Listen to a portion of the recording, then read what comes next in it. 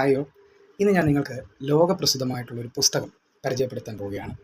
ലോകപ്രസിദ്ധമെന്ന് പറഞ്ഞാൽ ക്രിസ്ത്യാനിറ്റിയുടെ ചരിത്രത്തിൽ തന്നെ ഇത്രയേറെ വിവാദപരമായിട്ടുള്ള സംവാദങ്ങൾക്ക് തിരികൊളുത്തിയിട്ടുള്ള മറ്റൊരു പുസ്തകമില്ലെന്ന് തന്നെ പറയാം. ലോകപ്രശസ്ത എഴുത്തുകാരനായ റിച്ചിയോത്തിയുടെ ചരിത്രപുരുഷനായ ക്രിസ്തു എന്ന പുസ്തകമാണത്. ആ പുസ്തകം നിങ്ങൾക്ക് പരിചയപ്പെടുത്തുന്നതിന് മുമ്പായിട്ട് ഞാൻ എൻ്റെ വീട്ടിലെ ചെറിയൊരു ലൈബ്രറി നിങ്ങളെ ഒന്ന് കാണിച്ചു തരാം. അപ്പോൾ ഇതാണ് നമ്മുടെ വീട്ടിലുള്ള ചെറിയൊരു ലൈബ്രറി എന്നതിനേക്കാൾ ഒരു റീഡിംഗ് റൂമാണിത്. കുറച്ച് പുസ്തകങ്ങളുടെ കളക്ഷൻ നമുക്കിവിടെ കാണാം. ഇതിനെ പ്രധാനമായിട്ടും അത്ര ക്ലിയറായിട്ട് തരംതിരിച്ച് വെച്ചിട്ടില്ല എങ്കിലും കുറച്ചൊക്കെ കഴിയുന്നതിൻ്റെ പരമാവധി സോർട്ട് ചെയ്ത് തന്നെയാണ് വെച്ചിരിക്കുന്നത്. 3 സെക്ഷനായിട്ട് മാറ്റി വെച്ചിട്ടുണ്ട് ഈ കാണുന്ന സെക്ഷനുകൾ. അതിൽ ഇപ്പോൾ ഈ കാണുന്ന സെക്ഷൻ ക്രിസ്തീയ വിശ്വാസത്തെ സംബന്ധിച്ച പഠന ഗ്രന്ഥങ്ങളും റിസർച്ച് ബുക്കുകളും ഒക്കെയാണ് ഈ ഭാഗത്ത് നമുക്ക് കാണാൻ കഴിയുന്നത്. കുറച്ച് സെക്യുലർ ബുക്കുകൾ ഇവിടെ കാണാം. എന്നാൽ കൂടുതലും ഈ ഭാഗത്ത് നമ്മൾ ബൈബിൾ പഠനത്തിന് ആധാരമായ പുസ്തകങ്ങളും ക്രിസ്തീയ വിശ്വാസത്തിന് ആധാരമായ പുസ്തകങ്ങളും പഠന ഗ്രന്ഥങ്ങളും ഒക്കെയാണ് ഈ ഭാഗത്ത് നമുക്ക് കാണാൻ കഴിയുന്നത്. ഈ ഒരു ഷെൽഫ് ലിറ്ററേച്ചറിന് വേണ്ടി മാറ്റി വച്ചിരിക്കുകയാണ്. ഇംഗ്ലീഷ്, മലയാളം ലിറ്ററേച്ചർ പുസ്തകങ്ങളാണ് ഈ ഒരു സെക്ഷനിലുള്ളത്. നമുക്ക് കാണാൻ കഴിയും.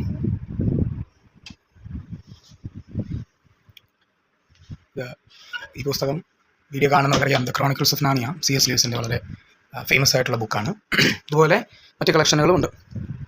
ഈ ഭാഗം ഇന്ത്യയുടെ ലോകത്തിൻ്റെ ചരിത്ര പുസ്തകങ്ങളാണ്. ഇന്ത്യ ചരിത്ര പഠനത്തിനും ലോക ചരിത്ര പഠനത്തിനും ഒക്കെ സഹായകമാകുന്ന കുറച്ച് പുസ്തകങ്ങളാണ് ഈ ഭാഗത്തായിട്ട് നമ്മൾ അറേഞ്ച് ചെയ്തിരിക്കുന്നത്. ഈ സെക്ഷൻ ശരിക്കും ഞാൻ ആദ്യമേ കാണിച്ച ക്രിസ്ത്യൻ പുസ്തകങ്ങളുടെ ശേഖരത്തിലുള്ള ഒരു വിഭാഗം തന്നെയാണ്. അവിടെ പുസ്തകം തികയാത്തതുകൊണ്ട്, സ്ഥലം തികയാത്തതുകൊണ്ട് നമ്മൾ ഇങ്ങോട്ടേക്ക് അടുക്കി വെച്ചിരിക്കുന്നതേ ഉള്ളൂ. വളരെ പ്രഷ്യസ് ആയിട്ടുള്ള കുറച്ച് പുസ്തകങ്ങൾ നമുക്ക് ഇവിടെ കാണാം. അപ്പോൾ ഞാൻ നിങ്ങൾക്ക് ഇന്ന് പരിചയപ്പെടുത്താമെന്ന് പറഞ്ഞ പുസ്തകം ഇതാണ്, ചരിത്രപുരുഷനായ ക്രിസ്തു. റിച്ചിയോത്തിയുടെ ചരിത്രപുരുഷനായ ക്രിസ്തു എന്ന പുസ്തകം. ഈ പുസ്തകം ഏറെ സംവാദങ്ങൾക്ക് കാരണമായ പുസ്തകമാണ്. ഇതിലെ ഈ തലക്കെട്ട് തന്നെ വളരെ വിവാദപരമായിരുന്നു. ചരിത്രപുരുഷനായ യേശു എന്നായിരുന്നെങ്കിൽ കുറച്ചുകൂടെ സെക്യുലർ ഹിസ്റ്റോറിയൻസ് ആ തലക്കെട്ടിനെ അംഗീകരിക്കുമായിരുന്നു. പക്ഷേ റിച്ചിയോത്തി മനഃപൂർവ്വമായി ചരിത്രപുരുഷനായ ക്രിസ്തു എന്ന് തന്നെയാണ് പുസ്തകത്തിന് പേര് നൽകിയിരിക്കുന്നത്. ഇതിൻ്റെ മലയാള വിവർത്തനം നിർവഹിച്ചിരിക്കുന്നത് ഫാദർ തോമസ് നടക്കൽ. അദ്ദേഹമാണ്. വളരെ മനോഹരമായി തന്നെ അദ്ദേഹം അതിൻ്റെ വിവർത്തനം നിർവഹിച്ചിരിക്കുന്നു. ഈ അധ്യായങ്ങളിലൂടെ കടന്നു പോകുമ്പോൾ നിങ്ങൾക്ക് മനസ്സിലാവും എത്രത്തോളം ഡീറ്റെയിൽ ആയിട്ടാണ് റിച്ചിയോത്തി വിഷയത്തെ കൈകാര്യം ചെയ്തിരിക്കുന്നത്.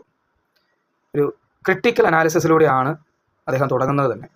അതായത് പൊതുവേ ക്രിസ്തീയ എഴുത്തുകാരൻ ക്രിസ്ത്യാനിറ്റിയെ അല്ലെങ്കിൽ ക്രിസ്തീയ വിശ്വാസത്തെ പിന്തുണയ്ക്കുന്ന രീതിയിലുള്ള എഴുത്ത് എന്നതിനേക്കാൾ ഉപരിയായിട്ട് ഒരു സെക്യുലർ ഹിസ്റ്റോറിയൻ ചരിത്രത്തിലുള്ള ക്രിസ്തുവിനെ കണ്ടെത്തുവാനുള്ള ശ്രമത്തിൻ്റെ ഭാഗമായി ആ ഒരു എഫേർട്ട് നമുക്ക് ഈ പുസ്തകത്തിൽ വളരെ കൃത്യമായി കാണാം.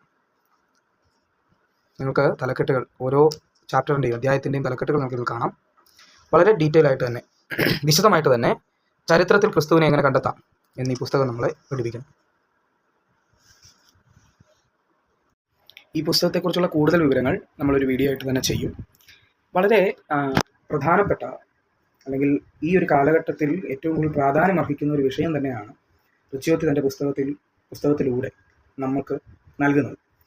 എല്ലാ കാലഘട്ടത്തിലും യേശുക്രിസ്തുവിൻ്റെ ജനന, മരണ, പുനരുദ്ധാരണങ്ങൾക്ക് ശേഷം അവിടെ തൊട്ട് ഇങ്ങോട്ട് 2000 കൊല്ലങ്ങളായി ഏറ്റവും കൂടുതൽ ചർച്ചാ വിഷയമായിരിക്കുന്ന ഒരു കാര്യമാണ് യേശു എന്ന വ്യക്തി ചരിത്രത്തിൽ ജീവിച്ചിരുന്നോ ഇല്ലയോ എന്നുള്ളത്. കഴിഞ്ഞ ഒരു 200 വർഷങ്ങൾക്കിടയിലെ പഠനങ്ങൾ കൊണ്ട്, ഏറ്റവും ലേറ്റസ്റ്റ് ആയിട്ടുള്ള പഠനങ്ങൾ കൊണ്ട് യേശു എന്ന ഒരു വ്യക്തി ചരിത്രത്തിൽ തീർച്ചയായും ജീവിച്ചിരുന്നു എന്ന് പല സെക്യുലർ ഹിസ്റ്റോറിയൻസും ചരിത്രകാരന്മാരും സമ്മതിക്കുന്ന കാര്യമാണ്.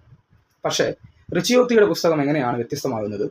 റിച്ചിയോത്തി ചരിത്രത്തിലെ യേശു എന്ന വ്യക്തിയെയല്ല അന്വേഷിക്കുന്നത്, മറിച്ച് ക്രിസ്തു എന്ന യേശുവിൻ്റെ ദൈവഭാവത്തെയാണ്. ആ ഭാവത്തെക്കുറിച്ച് ഇപ്പോഴും എല്ലാ ചരിത്രകാരന്മാർക്കിടയിലും പല അഭിപ്രായങ്ങൾ നിലനിൽക്കുന്നുണ്ട്. കാരണം യേശു എന്ന ഒരു വ്യക്തി ജീവിച്ചിരുന്നു എന്നതിന് അത്ര വലിയ പ്രാധാന്യമോ അല്ലെങ്കിൽ ഒരു തക്ക വിഷയമാക്കേണ്ടതായിട്ടുള്ള കാര്യമില്ല. കാരണം അതൊരു മനുഷ്യനാണ്. ഉണ്ടായിരിക്കാം അദ്ദേഹം പലസ്തീനിൻ്റെ അതിരുകളിലൂടെ, ഇസ്രായേലിൻ്റെ മണ്ണിലൂടെ നടന്നിട്ടുണ്ടായിരിക്കാം, അദ്ദേഹം പ്രസംഗിച്ചിട്ടുണ്ടായിരിക്കാം. അത് അംഗീകരിക്കുന്നതിന് സെക്യുലർ ആയിട്ടുള്ള ഹിസ്റ്റോറിയൻസിനും വലിയ മടിയില്ല. പക്ഷേ യേശു ക്രിസ്തുവാണ് എന്ന് പറയുന്നിടത്താണ് ഏറ്റവും വലിയ പ്രശ്നങ്ങൾ എപ്പോഴും ഉയർന്നു വരുന്നത്. അത് വിശ്വാസ സംബന്ധമായിട്ടാണെങ്കിലും ചരിത്ര സംബന്ധമായിട്ടാണെങ്കിലും യേശു എന്ന് പറയുന്ന വ്യക്തിയിൽ ക്രിസ്തു എന്ന ദൈവഭാവമുണ്ട് എന്നുള്ള ആ ഒരു ആശയമാണ് ഏറ്റവും കൂടുതൽ വിവാദ വിഷയമാകുന്നത്.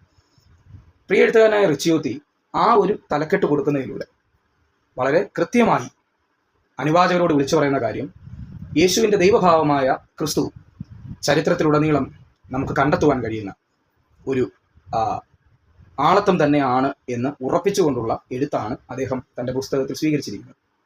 അതുകൊണ്ട് തന്നെ എല്ലാ വിശ്വാസികളും ഈ പുസ്തകം വായിച്ചിരിക്കുന്നു.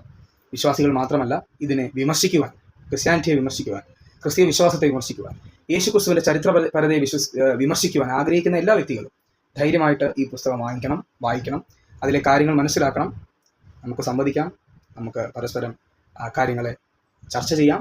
അതിനെല്ലാമായി ഈ പുസ്തകം നിങ്ങളുടെ മുമ്പിലേക്ക് അവതരിപ്പിക്കുകയാണ് ചരിത്രപുരുഷനായ ക്രിസ്തു റിച്ചിയോത്തി. കൂടുതൽ കാര്യങ്ങൾ, ഈ പുസ്തകത്തെക്കുറിച്ചുള്ള കൂടുതൽ കാര്യങ്ങൾ നമുക്ക് വരും വീഡിയോകളിൽ ഷെയർ ചെയ്യാം, പങ്കുവെക്കാം എന്നാഗ്രഹിക്കുന്നു. Thank you.